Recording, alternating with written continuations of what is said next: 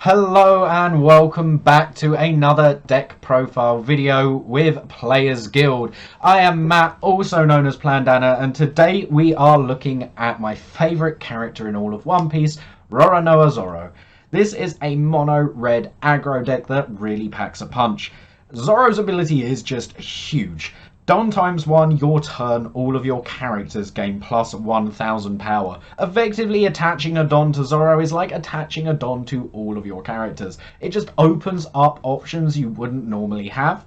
There are, I think, two ways really to build Zoro, which is to either rely on cards that already have high base power and make them even stronger, or rely on cards that sit around 4000 power and bring them up to a level where they can attack your opponent's leader without any Don investments. I've opted to go for the latter build as I think is a little bit more interesting than just playing huge characters and hitting your opponent with them, so let's have a look at what I've got going on. We'll start with 4 copies of the leader itself, another Roronoa Zoro. 5000 power with Rush for 3 is huge. The only way it could be better is if it was 6000 power, which is what our leader does to this. Being able to drop these Zoros down and swing with 6000 out of nowhere is great. There are a lot of controlling decks in this first set. It's really useful to be able to have one in your hand that your opponent can't interact with. It's especially quite good against Blue, whose main form of interaction is returning stuff to your hand, as that's not going to stop him being able to attack next turn. It's just a good threat, comes out of nowhere, requires an investment for your opponent to take out, and can do a lot of damage. One of the interesting cards that doesn't always make it into red list but has 4000 power is 2 copies of Caribou. Now, this card doesn't really do much in terms of its ability. It's just 4000 power, and if it's KO'd, you can KO one of your opponent's characters with 4000 power or less. That in and of itself is not great. There's no sacrifice synergies to play off of here. But with Zoro, he is effectively a 5000 power attacker that's hard for your opponent to deal with. They're usually going to have to sacrifice a character if they want to take it out. It's another good answer to some of the more controlling decks that are around, as it stops them being able to get as many 2-for-1s out of you as you'll take something down with Caribou. Now, the main aggression we're running is these mid-range cards. We are working around Nico, Robin, and Frankie. To me, these are the core strategy of the deck. These are what I really wanted to do when I put this list together. As said, they have that 4000 power line, which would normally make them weaker elsewhere, but we can bring them up to 5000 with Zoro. Unfortunately, their abilities do require Don to be attached to them, which is fine. Zoro doesn't turn that online, but we'll usually have one spare. Both of these cards are capable with dealing with our opponent's board.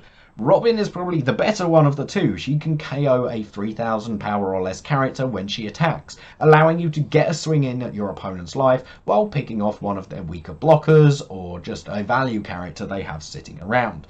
Frankie is better at dealing with higher power characters because he can attack their active ones, but it does mean that your attack isn't going at their life. These two cards together can either go aggressively at your opponent or can be used to control the board down, and it gives us a lot of flexibility in the mid game to set ourselves up for a good finish. Now, because Robin and Frankie are the main focuses of our deck, I have a couple of ways of playing around their abilities and feeding into them. We are running 2 copies of Otama and 2 copies of Brook.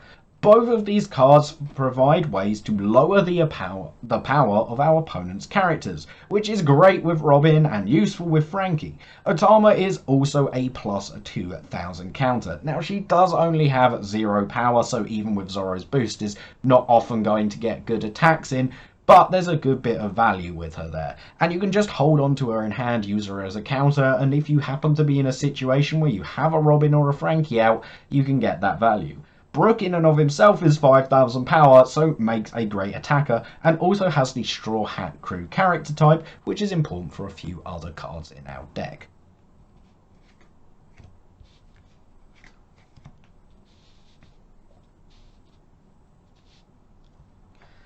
Now, the next card we're running is Sanji. Sanji is another plus 2000 power character that can also get some very good aggression in the early game. He's already scary and a scary attacker, add an extra 1000 power with Zoro, and you're almost guaranteed to be taking life off of your opponent in the first couple of turns. This card can really get you ahead as you go into the mid game and allow you to slip into a more aggressive strategy as your opponent is forced to scramble to defend themselves. I really do like Sanji. I wouldn't run more than 2 copies of him because it does involve taking your own life away. Generally, you're not going to be running multiples of these or probably ever activating it more than maybe twice in a game. But the thing with the aggression is that the more you force your opponent onto the defensive, the less they're threatening their life, your life, so the more you can afford to pay life to activate his effect. It's just a really cool card that I think is great for aggro decks. Now, we've mentioned a lot of 3 cost or less characters that are key to our strategy, so we have another card to support them, being Uta. She'll be able to get our Robins and Frankies back into hand, or our Zoros. This lets us attack pretty aggressively into our opponent, let them hit us back, and we can simply recover the cards that they hit us with and put them back into play. We can just keep getting back any characters that have died and avoid falling behind on hand, which is one of the weaknesses of these red aggro decks. Uta, I think, is just a useful card and works well with Zoro because, again, normally she'd only be at 4000 power, so you'd have to suit up Don to get an attack in, but thanks to Zoro's ability, as long as there's one on him, Uta's a valid attacker. We are, of course, running 4 copies of starter deck Nami. This card is just hugely powerful with her ability to attach Rested Don to one of your characters or your leader. As mentioned, a lot of our characters have effects that work with 1 Don attached, as does our leader. We also have a fair bit of rush. Nami is great for this as we can play down a rush character, use her ability to put one of the Rested Don onto Zoro, and power up our whole board. She's just a very flexible card that you really want to see early on in the game because she will seriously increase the tempo you can gain in those early turns. I mentioned some Straw Hat Crew synergy, and that's mainly that we're playing 2 copies of Thousand Sunny. I'm happy to have 2 copies in this deck because our leader is a Straw Hat Crew type, so there will always be a valid target for Thousand Sunny to power up.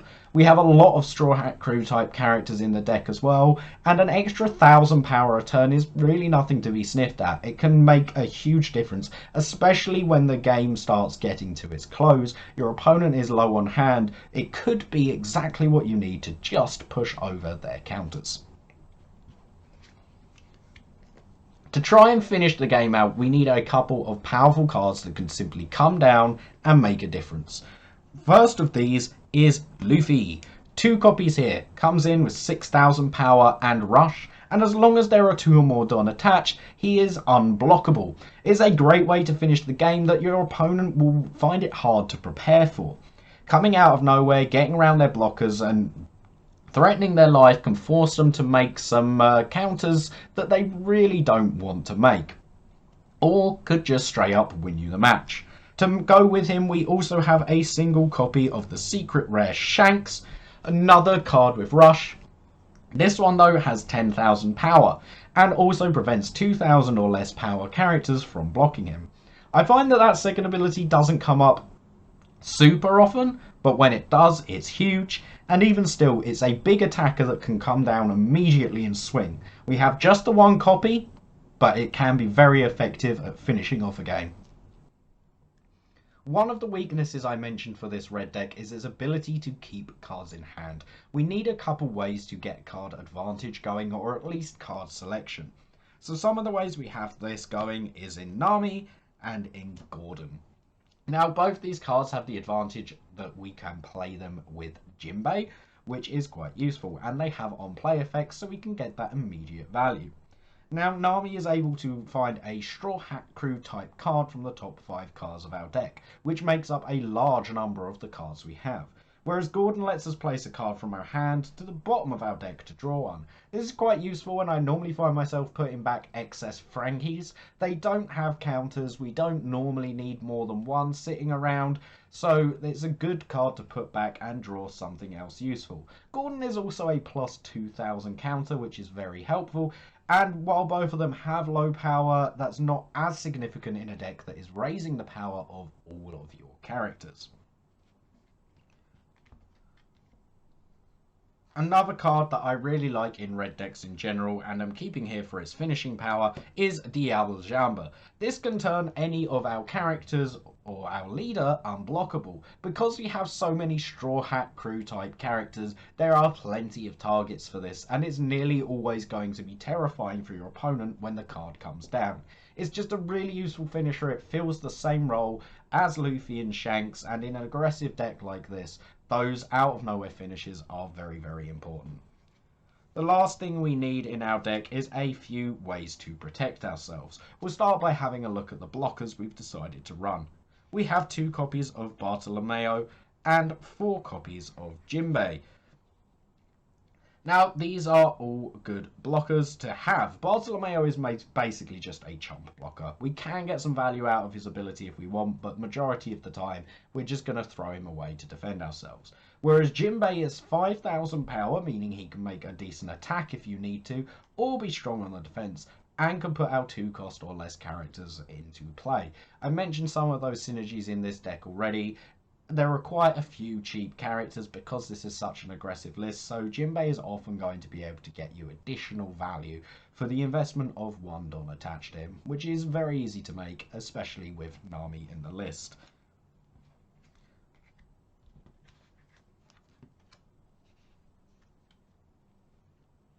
And the last ways we have of defending ourselves are with our events. We are running 2 guard points, 3 Red Hawks, and 2 Jet Pistols.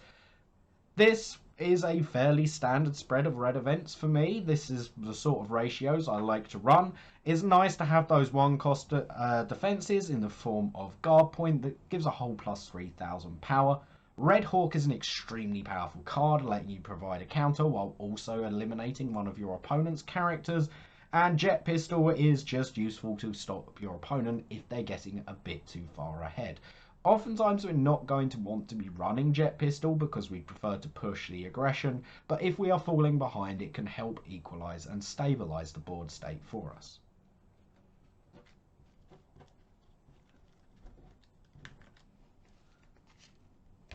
And that was a look at the Red Zoro deck. Personally, I think this is an extremely powerful deck. Probably not the best version of it out there, but it is definitely a competitive deck build.